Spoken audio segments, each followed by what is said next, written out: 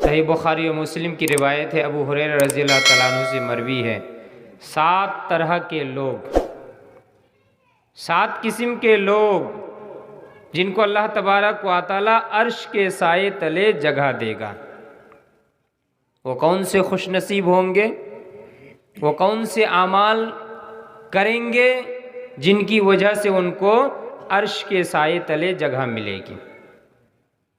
आइए हम देखते हैं कि वो कौन से लोग हैं और कौन से खुश नसीब लोग हैं। उससे पहले हम देखते हैं कि क़यामत का मंज़र बड़ा ख़तरनाक और कितना ख़तरनाक है। बहुत सारी जगह अल्लाह तबारक व तआला ने उसका नक्शा खींचा है। आप उठाइए सूरतुल माआरिज सूरा नंबर 70 आयत नंबर 4। तारुजुल मलाइकतु वर्रूहु इलैहि फी यौमिन कान मिक़दारुहु 50 अल्फ सना। तारुजुल मलाइकतु वर्रूह, उस दिन फरिश्ते और रूह यानी जिब्रील अलैहिस्सलातु वस्सलाम। और एक माना ये भी किया गया है कि रूह से मुराद इंसान की रूह, इंसान का आत्मा। तारुजुल मलाइकत वर्रूह, जितने भी फरिश्ते हैं और जिब्रील अलैहिस्सलातु वस्सलाम इलैहि, आसमान की तरफ चढ़ते हैं, आसमान की तरफ जाते हैं। फी यौमिन कान मिक़दारुहु 50 अल्फ सना, आसमान की तरफ जब ये जाते हैं, उस आसमान तक पहुँचने के लिए उनको 50,000 साल का ज़माना तय करना पड़ता है। इसका कई एक माना बयान किया गया है। एक माना ये बयान किया गया है कि अल्लाह तबारक व तआला अर्श पर मुस्तवी है, अल्लाह तबारक व तआला अर्श पर बैठा हुआ है। अर्श से लेकर ज़मीन के जो 7वें आसमान का जो पहला तबका है, इस पहले तबके से लेकर अर्श तक पहुँचने का जो डिस्टेंस और जो फासला है, इसको तय करने के लिए 50,000 साल हमें सफ़र करना पड़ेगा। एक माना ये बयान किया गया है।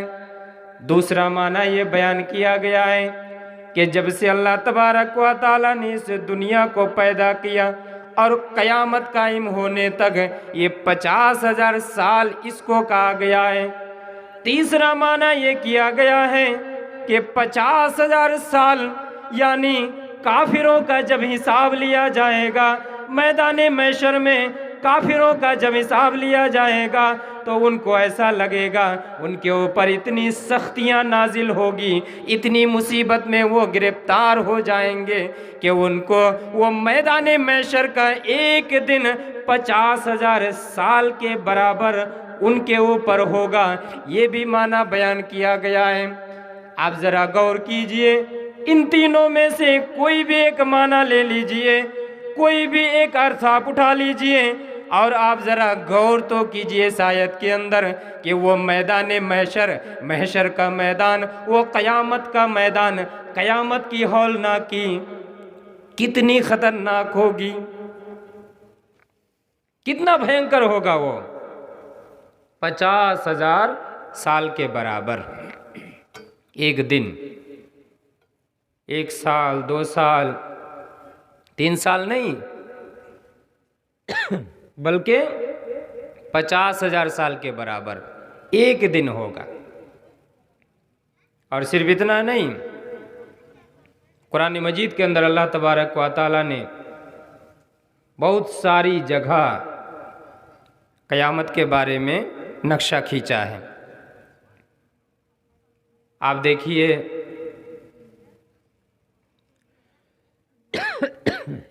सूरा हज सूरा नंबर 22 आयत नंबर 1 और 2, इन दोनों आयतों का आप उठा करके देखिए। अल्लाह ताला ने क़यामत की हौलनाकी, क़यामत की ख़तरनाकी, क़यामत की भयावहता कितना है, इसके बारे में अल्लाह तबारक व तआला ने बयान किया।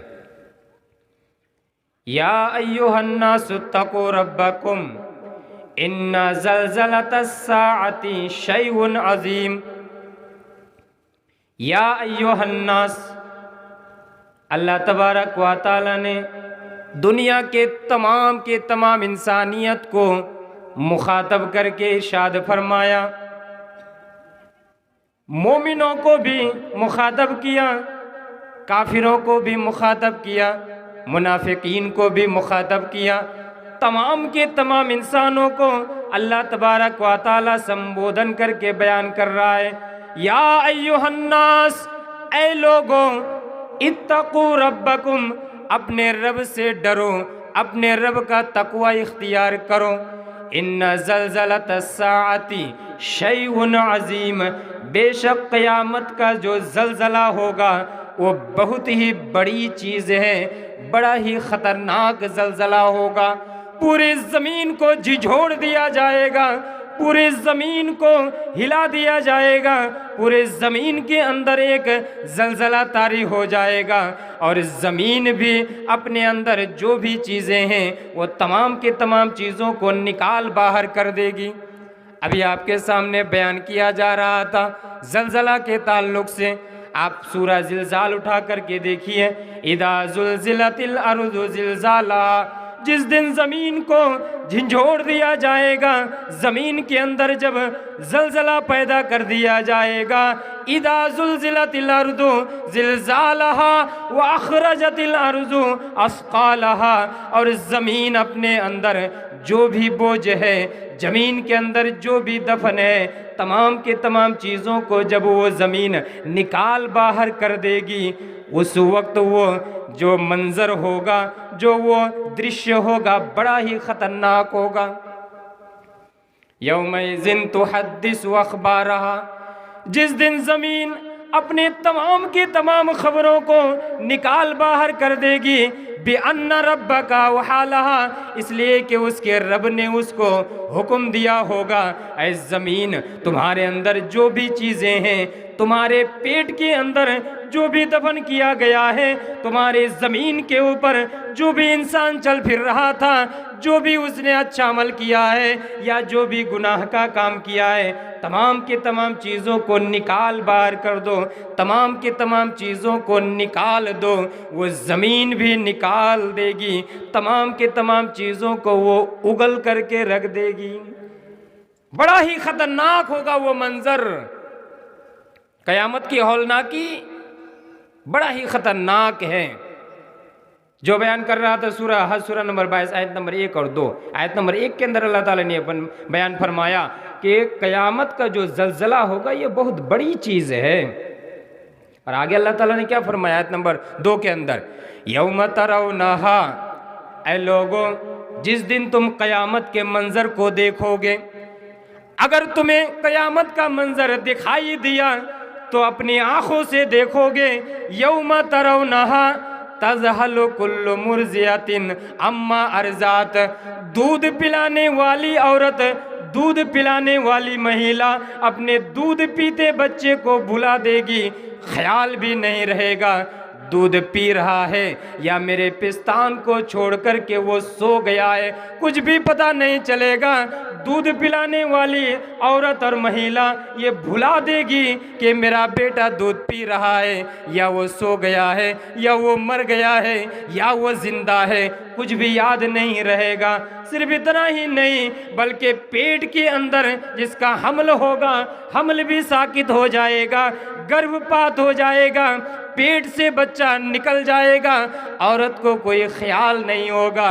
और तुम तमाम के तमाम लोगों को देखोगे कि वो नशा की हालत में है। ऐसा लगेगा कि नशा करने के बाद, नशा पीने के बाद, शराब पीने के बाद इंसान के दिमाग के अंदर खराबी पैदा हो जाती है, इंसान के दिमाग के अंदर एक खराबी पैदा हो जाती है, इंसान के दिमाग के अंदर एक बिगाड़ पैदा हो जाता है। उसी तरह तुम्हें दिखाई देगा कि लोग नशे की हालत में हैं, लेकिन वमा हुम बिसुकारा, हालांकि वो इंसान नशे की हालत में नहीं होंगे। वलाकिन्ना अज़ाबल्लाहि शदीद, लेकिन ऐ लोगों याद रखो अल्लाह का अज़ाब बड़ा ही सख्त होगा, अल्लाह की सज़ा बड़ा ही सख्त होगा। अल्लाह का जो ये क़यामत का मंज़र होगा बड़ा ही कठिन होगा, बड़ा ही ख़तरनाक मंज़र होगा। इस वजह से ऐसा महसूस होगा, ये क़यामत का मंज़र बड़ा ही ख़तरनाक होगा, मैदान महशर का मंज़र बड़ा ही ख़तरनाक होगा। मेरे भाइयों और दोस्तों, ऐसे मंज़र में हम में से हर कोई चाहेगा कि मुझे थोड़ी सी जगह मिल जाए, मुझे थोड़ी सी अल्लाह के अर्श के साए तले जगह मिल जाए आराम करने के लिए। और जिसे अल्लाह के अर्श के साए तले जगह मिल जाएगी उसे परेशान होने की कोई ज़रूरत नहीं होगी, उसे परेशान होने की कोई ज़रूरत नहीं, ना उसे कोई तकलीफ़ होगी, ना वो मुसीबत में गिरफ्तार होगा, ना वो पसीने में शराबोर होगा, ना सूरज की तपिश उसे लगेगी, कुछ नहीं होगा। आराम से वो रहेगा अर्श के साए तले। और वो अर्श के साए तले जो रहेंगे वो कौन लोग होंगे, कौन खुश नसीब होंगे। आइए उससे पहले एक और आयत देख लेते हैं क़यामत के मंज़र के ताल्लुक़ से। बहुत सारी आयतें हैं, अगर उसके बारे में बयान किया जाए तो फिर बात उधर चली जाएगी, क़यामत के बारे में ही। सूरतुल मुज़्ज़म्मिल, सूरा नंबर 73, उसके अंदर एक आयत आप देखिए, अल्लाह तबारक व तआला का बयान है, फ़कैफ़ तत्तक़ून इन कफ़रतुम यौमा यजअलुल बिल्दान शीबा। तमाम के तमाम लोगों को मुखातब करके अल्लाह तबारक व तआला का बयान है, फ़कैफ़ तत्तक़ून इन कफ़रतुम, ऐ लोगों फ़कैफ़ तत्तक़ून इन कफ़रतुम यौमा, अगर तुमने कुफ्र कर लिया, अगर तुम काफिर बन गए, अगर तुमने अल्लाह का इनकार कर दिया, अगर तुमने अल्लाह के साथ कुफ्र कर दिया, फ़कैफ़ तत्तक़ून, तुम कैसे अपने आप को बचाओगे, यौमन, उस दिन से, अपने आप को हिफाजत कैसे करोगे उस दिन से। किस दिन से? वो दिन कैसा होगा, यजअलुल बिल्दान शीबा, जो दिन इंसान को, बच्चों को बूढ़ा कर देगा। बच्चा वो क़यामत की हौलनाकी को देखने के बाद, क़यामत का मंज़र इतना ख़तरनाक होगा कि बच्चा जो होगा वो भी मंज़र को देखने के बाद बूढ़ा हो जाएगा।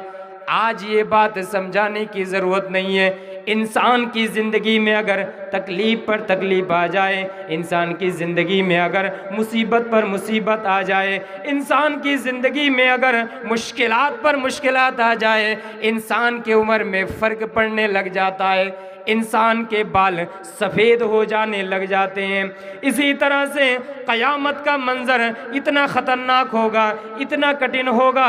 यजअलुल बिल्दान शीबा, जितने भी छोटे छोटे बच्चे होंगे, तमाम के तमाम बच्चे को वो दिन, वो मंज़र, वो कठिनाई बच्चों को बूढ़ा कर देगा, बच्चों को एकदम बुढ़ापे में ढकेल देगा। ये ख़तरनाक दिन हम सुनते आ रहे हैं, लेकिन ज़रूरत इस बात की है कि हम इस ख़तरनाक दिन से बचने के लिए तैयारी करें। इस ख़तरनाक दिन से बचने के लिए हम मेहनत करें। इस ख़तरनाक दिन से अपने आप को हिफाजत करने के लिए हम आमाल सालिहा करें, नेक आमाल करें, तब जा कर के फ़ायदा है। और अगर हम चाहते हैं, और हम में से हर कोई चाहेगा इंसान होने के नाते कि इतना ख़तरनाक दिन होगा, इतनी कठिनाई से भरपूर दिन होगा, ऐसे दिन में मुझे भी अर्श के साए तले अगर थोड़ी सी जगह मिल जाए तो फिर क्या कहना। तो मेरे भाई और दोस्तों, माओ बहनों, सिर्फ उम्मीद करने से, ख्वाहिश करने से या इच्छा करने से कुछ फ़ायदा नहीं होता है, बल्कि उस इच्छा को पूरा अगर हम करना चाहते हैं तो हमें आमाल सालिहा, अच्छे आमाल करने की ज़रूरत है। और वो आमाल करने की ज़रूरत है जिन आमाल की वजह से अर्श के साए तले जगह मिलेगी। अब आइए देखिए कौन से वो खुश नसीब लोग होंगे जिनको अल्लाह ताला के अर्श के साए तले जगह मिलेगी। 7 किस्म के लोग। इस हदीस को मैंने जो आपके सामने पढ़ा है, सही बुखारी और मुस्लिम की रिवायत, मुत्तफ़क़ अलैह रिवायत है, हदीस नंबर 660, अबू हुरैरा रज़ी अल्लाह तआला अन्हु से ये हदीस मरवी है। ये मैंने सिर्फ एक रेफरेंस दिया, सही बुखारी की हदीस नंबर 660, सही मुस्लिम के अंदर और सही बुखारी के अंदर और बहुत सारी जगह यह हदीस आई है, कई एक जगह आई है, लेकिन आप रेफरेंस के तौर पर देख सकते हैं 660 नंबर हदीस। इसके अंदर 7 किस्म के लोगों का बयान किया गया है कि जिन लोगों को, या वो 7 किस्म के लोग, उनके जैसे जो भी अमाल करेंगे, अच्छे अमाल करेंगे, उनको अल्लाह ताला के अर्श के साए तले जगह मिलेगी। नंबर 1, सबातुन युदिल्लुहुमुल्लाहु फी ज़िल्लिहि यौम ला ज़िल्ला इल्ला ज़िल्लुह। अबू हुरैरा रज़ियल्लाहु तआला अन्हु से मरवी है, वो बयान करते हैं कि नबी सल्लल्लाहु अलैहि वसल्लम का फरमान है, ऐ साहब इकराम सुनो, सबअतुन युदिल्लुहुमुल्लाहु फी ज़िल्लिहि, सबअतुन 7 किस्म के ऐसे लोग होंगे, युदिल्लुहुमुल्लाहु फी ज़िल्लिहि, जिनको अल्लाह तबारक व तआला अपने अर्श के साए तले जगह देंगे। यौम ला ज़िल्ला इल्ला ज़िल्लुह, जिस दिन अल्लाह के साए के अलावा कोई साया ना होगा। अल्लाह के अर्श के नीचे साए के अलावा कोई साया ना होगा। उस दिन हर कोई चाहेगा, हर कोई इधर उधर भटकेगा। आदम अलैहिस्सलातु वस्सलाम के पास जाएगा, इब्राहिम अलैहिस्सलातु वस्सलाम के पास जाएगा, मूसा अलैहिस्सलातु वस्सलाम के पास जाएगा, ईसा अलैहिस्सलातु वस्सलाम के पास जाएगा, तमाम के तमाम अंबिया के पास जाएंगे, लेकिन कहीं से भी कुछ फ़ायदा नहीं मिलेगा। ऐसी हालत में हर कोई चाहेगा, हर कोई नफ्सी नफ्सी के आलम में होगा, हर कोई चाहेगा कि मुझे नजात मिल जाए, हर कोई चाहेगा कि मुझे मुक्ति मिल जाए, हर कोई चाहेगा कि मुझे परित्राण मिल जाए, हर कोई चाहेगा मुझे अल्लाह के अर्श के साए तले थोड़ी सी जगह मिल जाए। ऐसे हालात में नबी सल्लल्लाहु अलैहि वसल्लम का बयान है, ऐ साहबे किराम सुनो, सबअतुन युज़िल्लुहुमुल्लाह फी ज़िल्लिहि, 7 किस्म के लोग ऐसे होंगे जिनको अल्लाह तबारक व तआला अर्श के साए तले जगह देंगे, जिस दिन अल्लाह के साए के अलावा कोई साया ना होगा। नंबर 1, इमामुन आदिल। नंबर 1, वो इंसाफ करने वाला बादशाह, इंसाफ करने वाला बादशाह। इमामुन आदिल, इमाम के माना इमाम कर सकते हैं, आदिल इंसाफ करने वाला। अब इमाम का माना इमाम, इमाम का माना बादशाह, इमाम का माना राजा, इमाम का माना सरदार, इमाम का माना मड़ल, इमाम का माना प्रधान, इमाम का माना मुखिया, जो भी जिम्मेदार है और जिनके पास हम लोग सालिस वगैरह विचार वगैरह लेकर के जाते हैं, जो हमारे सामने फैसला करते हैं, ऐसे तमाम के तमाम लोगों को यहाँ इमाम कहा गया है। यहाँ इमाम का मतलब ये नहीं है कि मस्जिद में सिर्फ नमाज पढ़ाने वाले मौलवी साहब, नहीं। इमाम के माना जो जिम्मेदार है।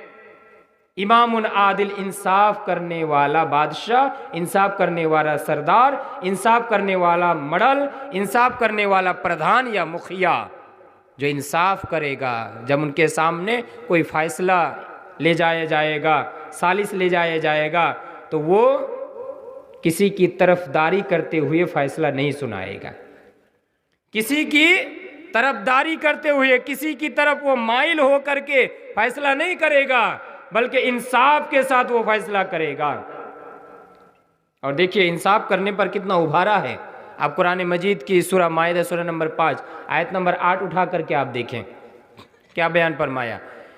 या अय्युहल्लज़ीना आमनू कूनू क़व्वामीना लिल्लाह, ऐ ईमान वालों, कूनू क़व्वामीना लिल्लाह, तुम तमाम के तमाम अल्लाह ताला के लिए, हक के लिए खड़े हो जाओ।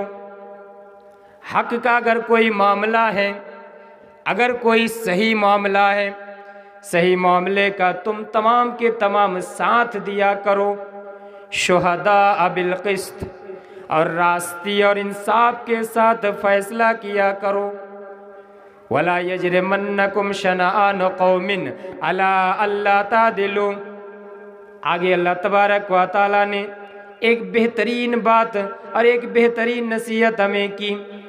वला यजरिमन्नकुम शनआन कौम, किसी कौम की दुश्मनी, किसी कौम की अदावत तुम्हें इस बात पर ना उभारे अला अल्लाह तादिलो कि तुम इंसाफ ना करो।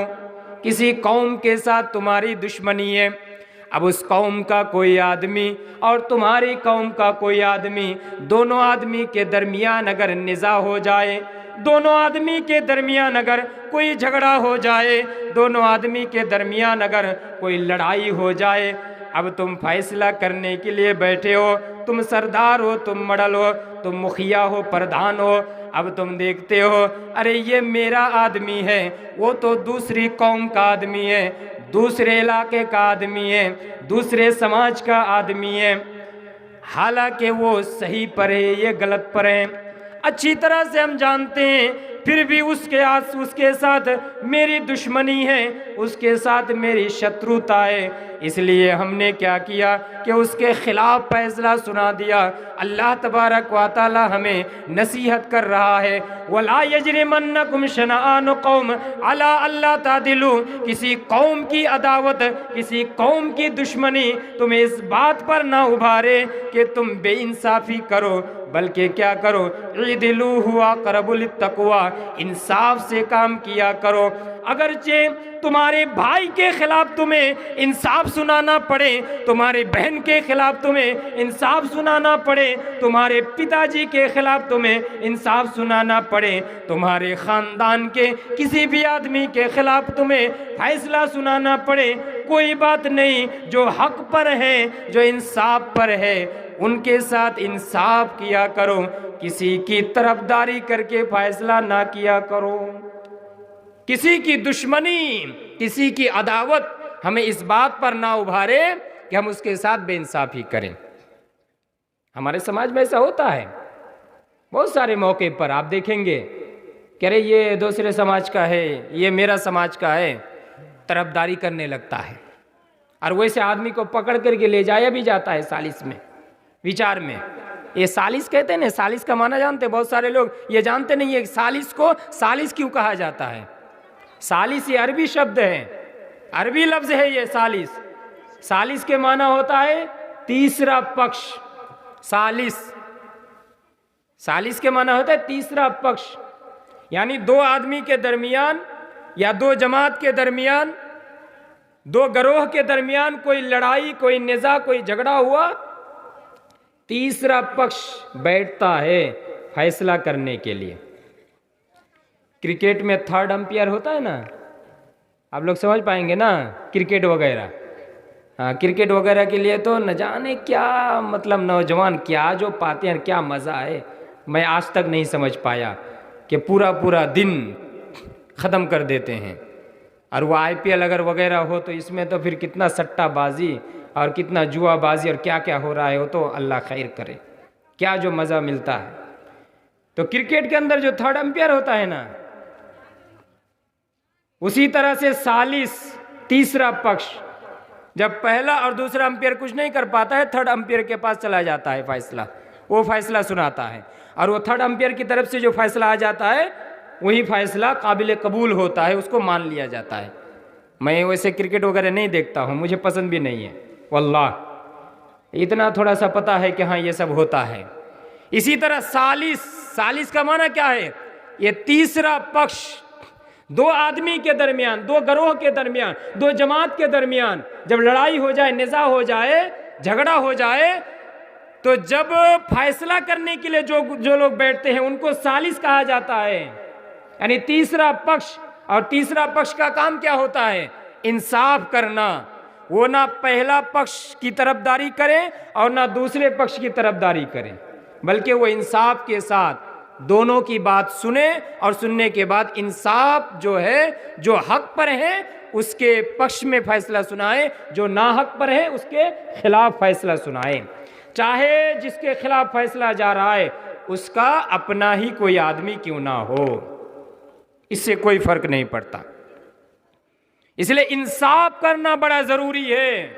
अगर इंसाफ हम नहीं करते तो कल क़यामत के दिन हमें हिसाब देना पड़ेगा, हमें जवाबदेही करना पड़ेगा।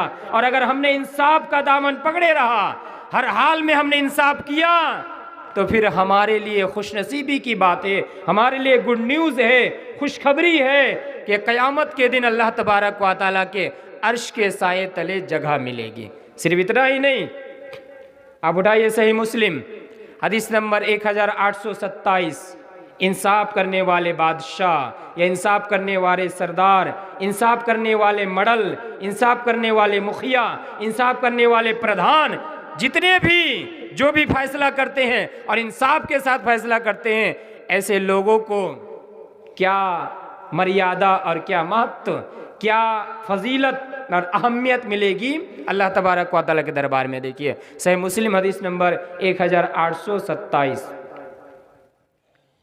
इन्नल मुक़सितीना अला मनाबिर मिन नूर इंदर रहमान अज़्ज़ व जल्ला अल्लज़ीना यादिलूना फी हुक्मिहिम व अहलीहिम व मा वलू।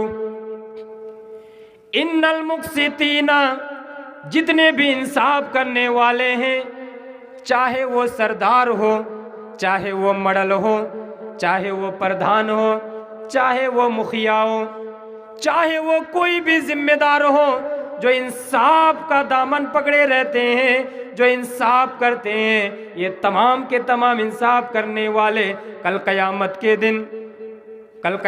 के दिन मैंने अभी बयान किया जो मंजर होगा, खतरनाक मंजर होगा, कल क़यामत की जो हौलनाकी होगी, कल क़यामत की जो खतरनाकी होगी, ऐसे हालात में हर कोई चाहेगा कि मुझे नजात मिल जाए, हर कोई चाहेगा मुझे मुक्ति मिल जाए, हर कोई चाहेगा कि मुझे परित्राण मिल जाए। ऐसे हालात में जो इंसाफ करने वाले होंगे, जो इंसाफ का दामन पकड़े रहने वाले होंगे, अल्लाह तबारक व तआला के नबी मोहम्मद रसूलुल्लाह सल्लल्लाहु अलैहि वसल्लम का साफ बयान है, इन्नल मुक़सितीना अला मनाबिर मिन नूर। अल्लाह तबारक व तआला के दरबार में ये इंसाफ करने वाले पहुँचेंगे और इनको जो मर्यादा मिलेगा, इनको जो दर्जा मिलेगा, इनको जो फजीलत मिलेगी, वो कौन सी फजीलत होगी?